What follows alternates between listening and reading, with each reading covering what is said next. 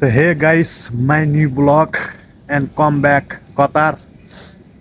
अनि हामी आएका छौँ हैन एकछिन छतमाथि हैन हाम्रो रुममाथिको हैन।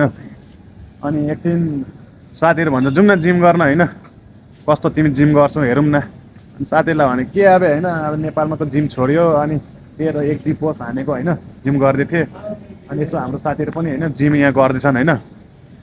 अनि यहाँ एकछिन छतमाथि आएको, आम्मामा कस्तो खतरा भ्यू छ क्या यहाँ हेरौँ नि, चारैतिर हैन कतारको एकदम मजाको सिन छ क्या हाम्रो हैन। कस्तो तरिकाको सिन छ है हाम्रो हैन। अनि गाइस के छ तपाईहरुको खबर, मलाई सपोर्ट गर्ने है गाइस। त्यही हो साथी हो, एउटा के सपना बोकेर आएको छौँ हामी हैन। त्यो सपना पुरा गर्न लागि मलाई 2-3 वर्ष लाग्छ होला हैन। अब त्यो सपना पुरा त हुन्छ मेरो, तर सपना अझै छ, तपाईहरु सपोर्ट गर्नु होला हैन गाइस। र अर्को कुरो के भने मेरो आन साथीको लागि खास गरी हैन, साथी तिमी एउटा ब्लग चाहिँ बनाउँछौ मलाई थाहा छ हैन, तर तिमी अलि मज्जाले ब्लग बनाऊ क्या, आफ्नो बारे क्या, अलिक तिमी जे पाए त्यही बनाउँछौ क्या, तर मज्जाले तिमी बनायो भने मज्जाको भ्यूज आउँछ गाइस हैन मेरो साथीको। तर मेरो साथीलाई पनि सपोर्ट गरिदिनु। अब तपाईहरुलाई मेरो साथीको पनि आइडी म शेयर गरिदिन्छु हैन, भर्खर मेरो साथीले स्टार्ट गरेको छ गाइस।